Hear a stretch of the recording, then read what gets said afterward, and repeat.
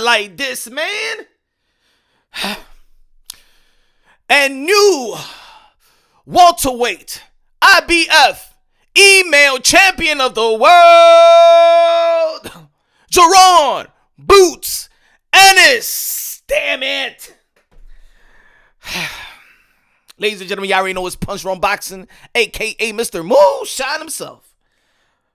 It ain't the same, y'all. Nah, it ain't the same. I know there's going to be people out there to be like, hey, yo, but Punch, you remember when Devin Haney got elevated and you called him an email champion of the world? You remember? No, it ain't the same. No. Jaron Boots Ennis is not an email champion, ladies and gentlemen. No, it's not. Well, yo, Punch, you got to keep the same energy. Well, this is the same energy. Let me prove it to you. But first, let me tell you why Jaron Boots Ennis has been elevated as the IBF welterweight champion of the world. Bud Crawford reporting saying that Terence Bud Crawford, the undisputed welterweight champion of the world, the 3-division world champion, regarded pound for pound number one, has been stripped. Dame la correa, coñazo. Dame la correa, Bud Crawford. Which it was fast in my opinion. You know, they didn't do that to Abdul Kokorov that when he was a mandatory ever since March 2019, and almost for 32 months or something like that, 30 plus months. Errol Spence never gave the mandatory a chance. But anyway, talking about this email stuff, right? No. Let me remind the people out there. Devin Haney was not called the email champion when he got elevated to his elevated status. When they elevated Vasily Lomachenko to the franchise, and that elevated Devin Haney as a full champion, as an interim champion when he beat Saul Abdulaev, right? He was never called the email champion then.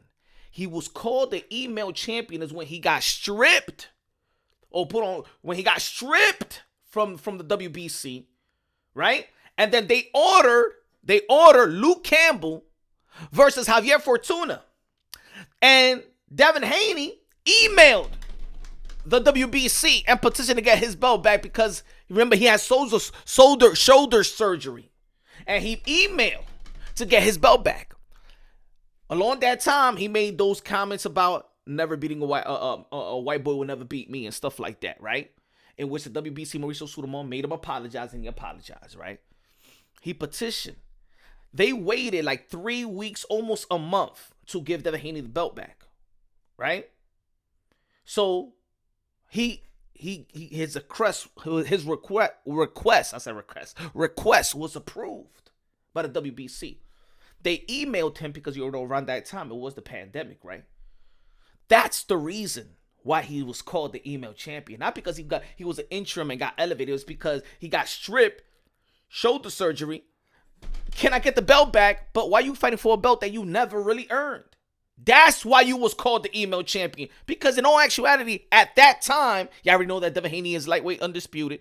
But of course, he's in champion of recess once again. And Shakur Stevens are going to be fighting De Los Santos for that belt. He was called because he was chasing a belt that he never earned. That's why. And Lomachenko was still in the division. So he was still the top dog and he was the king. And the WBC said that whoever holds the franchise title in that respective division is the supreme champion, is put above any champion. Let's make it clear. Jaron Boots Ennis' situation and Devin Haney's situation was way different. Jaron Boots Ennis is more like a Jamal Charlo situation when Canelo Alvarez got elevated as WBC franchise. But the difference between that is this guy left. Canelo Alvarez left the division and never came to the division back. So with or without the franchise, if you leave the division or retire, you get elevated as champion. So Jaron Boots Ennis is an official champion because it looks like if they stripped him, and y'all remember, if they strip Crawford, maybe they send a letter to Bud Crawford and said, I'm not going to fight this guy, number one. Or he's saying, I'm going to go to the 154 and leave the division and stuff like that. Almost like what Devin Haney did, right? But the other belt federation is not stripping Devin Haney. Anyway, they stripped Crawford, in my opinion, too soon, but maybe they already sent him a letter, right? Going back to Abdul Kokorov not getting his title shot as a mandatory when he beat of Kaylee, something like that. He beat him in March 2019 and never got his shot. And Errol Spence never was stripped nor mandated to fight any mandatory since Lamont Peterson 2018. So from the 2018 to the Bud Crawford fight, this man never got ordered. Daryl Peoples, IBF, I always wanted to ask you a question. How the hell does Errol Spence hold on to his belt for almost 5 years? Never got mandated. And we thought that IBF was the strictest belt federation, right? But anyway, no. Jaron Boots Ennis is a full champion, and the email champion is not the same. So for the people that want to come over here and be like, yo, Punch Drum Boxing, well, you're not calling Jaron Boots Ennis an email champion because it was not an email champion situation. He's an interim champion, and if Bud Crawford leaves the division, if Bud Crawford stays at 147, then yes, I'm going to say the email champion. I'm going to say he's the email champion if Bud Crawford stays in the division. If Bud Crawford's going to go to the 154, you know what I'm saying? Then that's what happens when you enter in champion.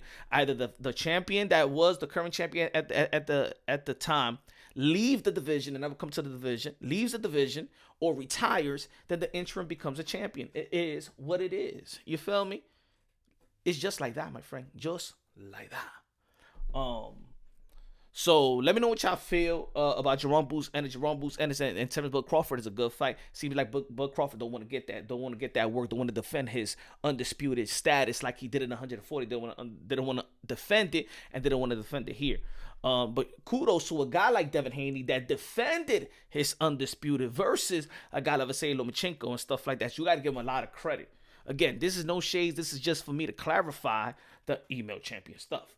Now, ladies and gentlemen, Jaron Boots Ennis. What's next for Jaron Boots Ennis? Maybe I could see a fight. Is he a champion?